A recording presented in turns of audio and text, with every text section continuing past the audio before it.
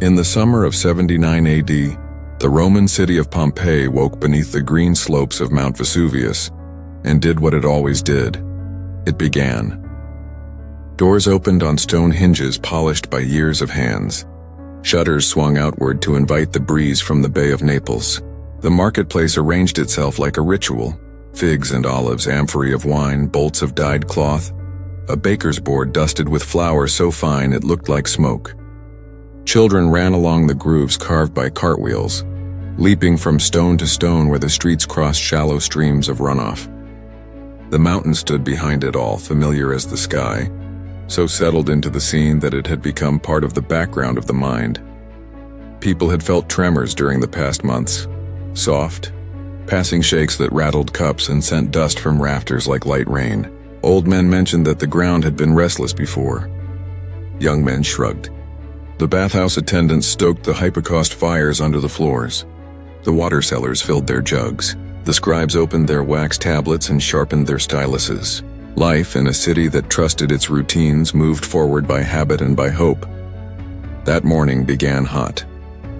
The scent of bread rose from ovens built into brick walls glazed black by use. A fishmonger arranged silver bodies in fans over crushed ice.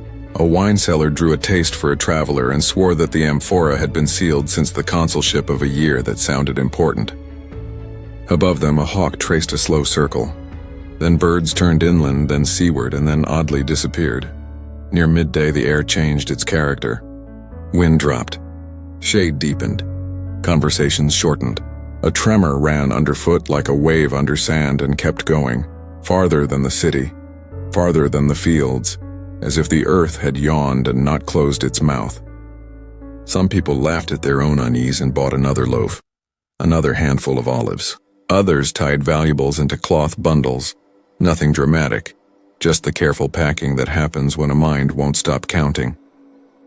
Shortly after the sun reached its highest point, the mountain opened. Those close enough to see the summit described it later as a flower exploding in reverse, a stalk of brightness punching skyward, crowned by a head of ash. Sound arrived a breath later, deep layered, too large to fit in the ears.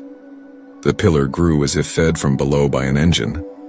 At its base, the color was orange, then red.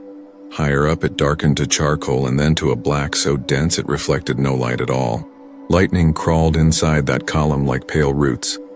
Ash began to fall. At first a dust you could brush from your shoulder with the back of your hand, then a sift of hot grit that stung the skin.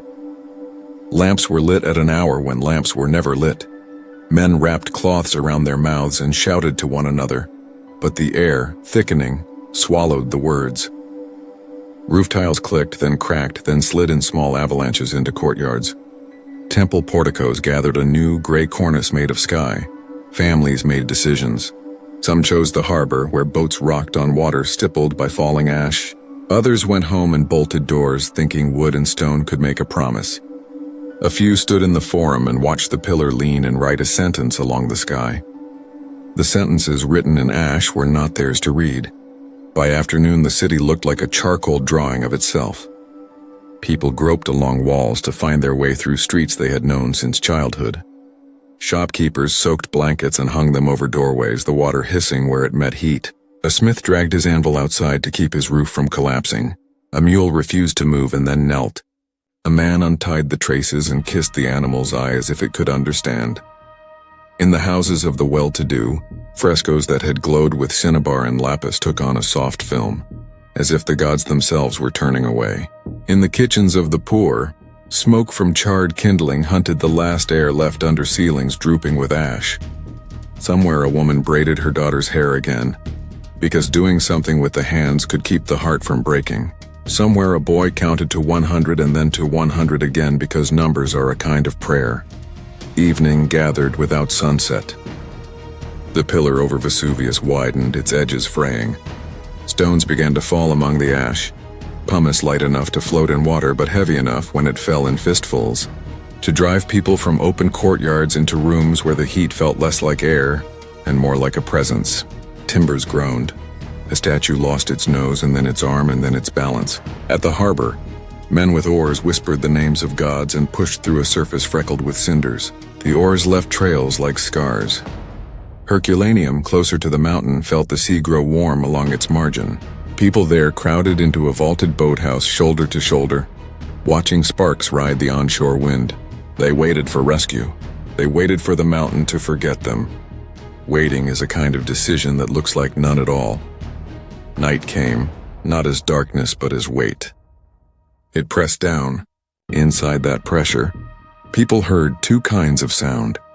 The steady whisper of ash, and beneath it, a throbbing exhale from within the mountain, the breath of something that had discovered itself and did not intend to stop.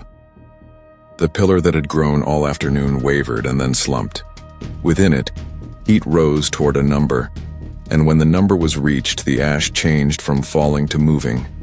Just before dawn, the first surge learned the shape of the slopes and took them. The pyroclastic surge that left the mountain before sunrise did not burn like a flame. It killed like a wind. It moved low to the ground, a dense cloud of gas, ash, and shattered stone heated beyond what breath can bear. It traveled faster than a horse. It arrived without warning, turned corners as if it could see, and filled spaces that had seemed safe because they were familiar. Lamps went out in its front and sprang to life behind it as wood flashed and then became coal. Those who stood died standing. Those who knelt died kneeling. A man at his door remained a man at his door. A mother covering a child stayed a roof made of arms. Silence followed the wave the way shadow follows a body. Then the mountain sent another. Between waves, roof sank an inch or a foot, and then an entire house settled into the new shape of the earth. Courtyards filled like basins. The forum, which had been argument and laughter and bargains, became a plain. Arches rounded and lost their keystones.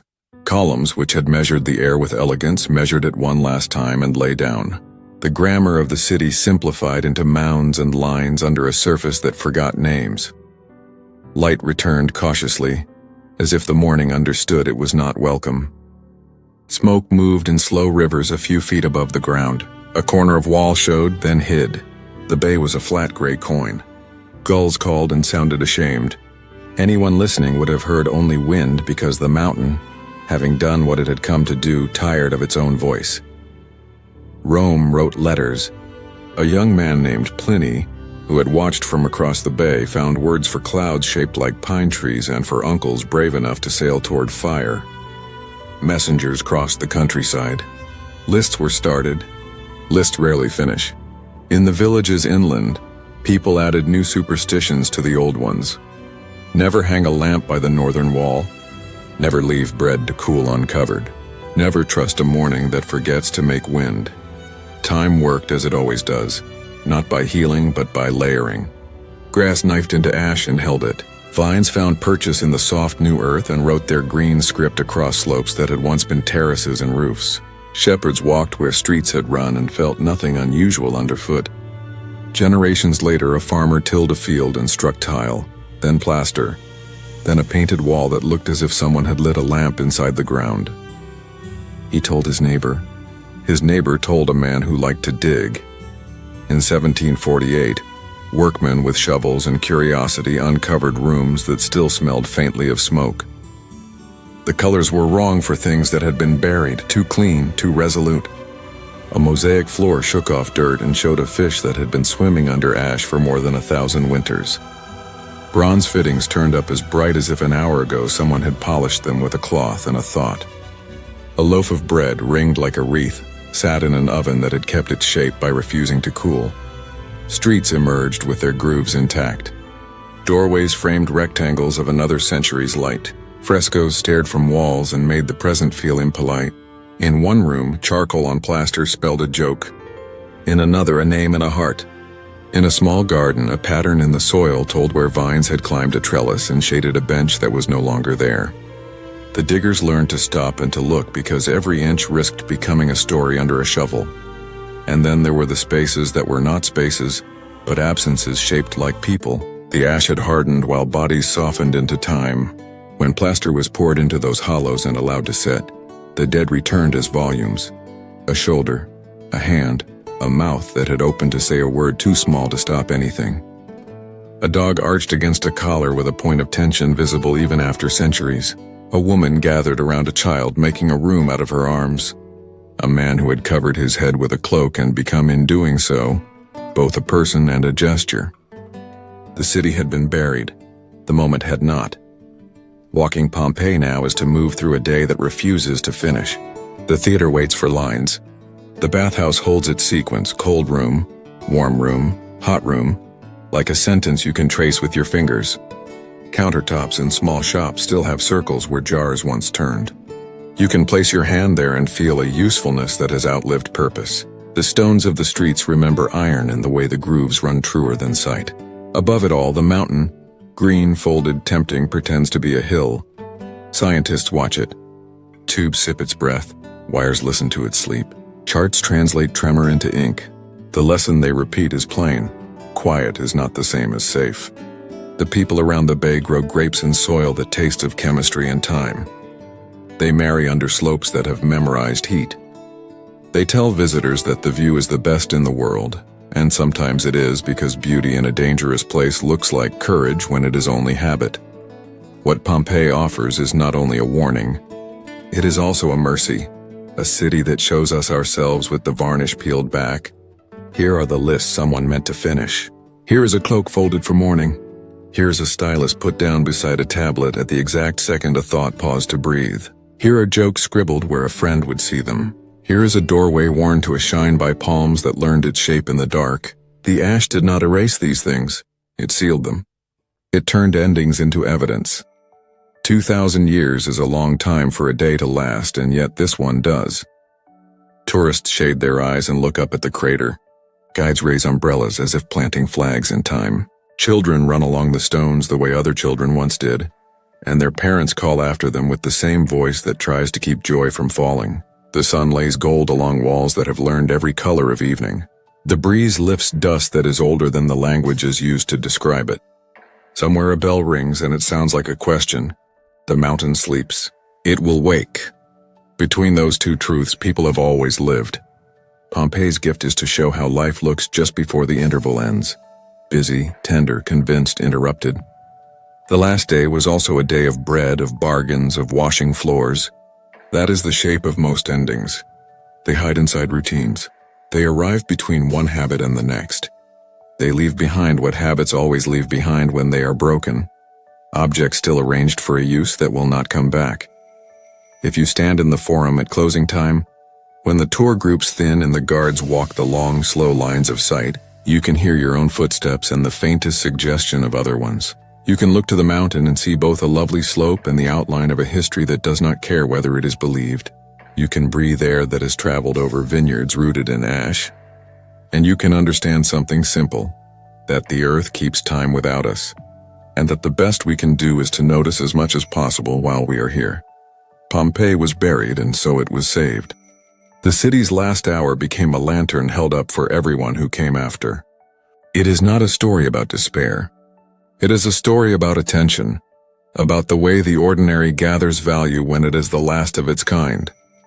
Bread in an oven, a name on a wall, a hand reaching, a dog straining, a door about to close, a mountain remembering itself, and a day that turned to fire and then to stone and then, unexpectedly, to memory strong enough to carry across centuries without losing its shape.